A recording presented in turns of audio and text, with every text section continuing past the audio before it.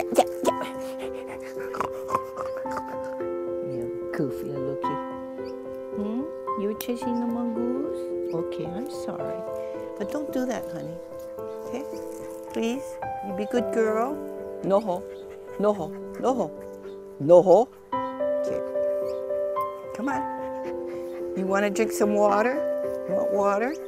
Yeah, she wants water. Come on. Say hi. Say hi. Hi. Get over here.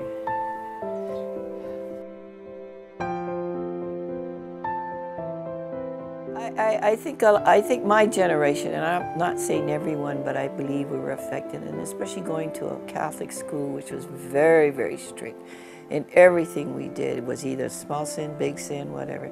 So I think because of the suppression of all of this at this time through my parents, my father's ohana and whatnot, not so much my mother, was the suppression.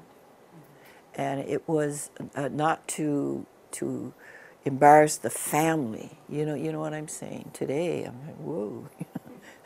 you would get licking. I mean, you know what I mean? I'm speaking of our young children today. Generally, everybody is because technology has changed. I mean, you got the idiot box over here. I mean, you know, and all of the television and the exposure of, it's not, oh, can I have a stick of gum? No, they want a $25 gift when they go into a market. You know what I mean? And it's the availability of young people for what they can pursue. In our time, we were satisfied eating poi and corned beef, or, you know, poi and you know what I'm saying? The simple canned foods, or whatever, the poi and fish and whatever we could, you know, we got from the land.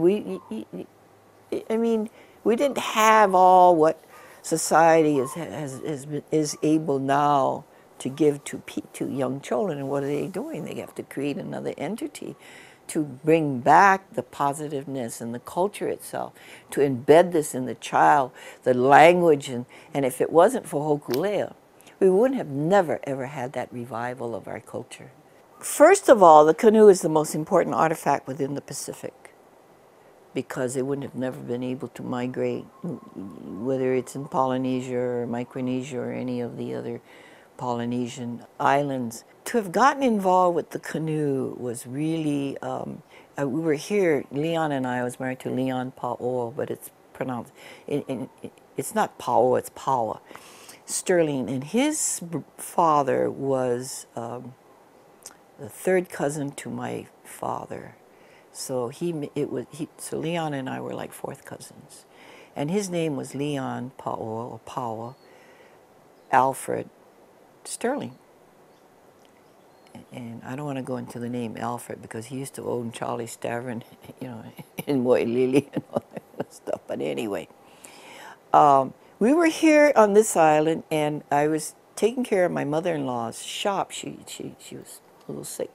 Then we were on Maui too when the canoe left and everything, and it was just great getting involved. And I knew most of the Beach Boys, you know, and all this kinds of stuff. And Leon and I were there when she left, and then we came back here, and then they did the experiment between the Kealakahiki, you know, channels and everything, and they came back here. And of course, Nainoa is related to us. His grandmother was a harbottle, okay, from Kalia. We all came from Kalia.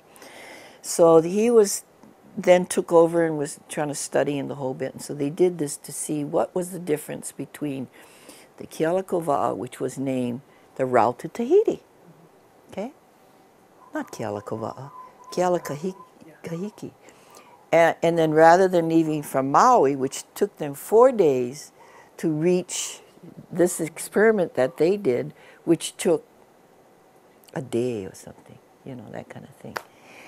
And so on the way back, Sam Ka'ai was on board, Gordon Pianaya was on board, and Ti'iu Luihini was still alive, and we all went down to the harbor to look at this beautiful canoe and had some, you know, paina and stuff like that. And so John Cruz, K-R-U-S-E, was on board, Kalohi, and he and I, and Maka'ala Yates from here, the Yates family, and they were in charge of the canoe.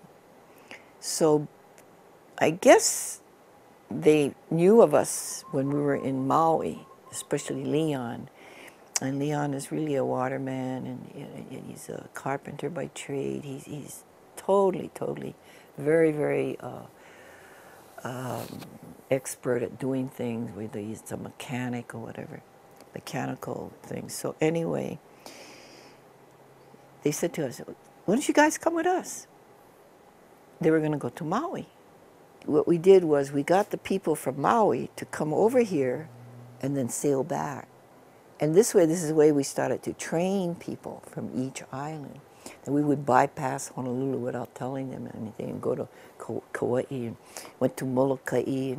And this is what really brought about the importance of the canoe and the exposure. And I believe this was the Renaissance, and where people were going back into the culture, you know, the dancing, the singing, and all this kinds of stuff.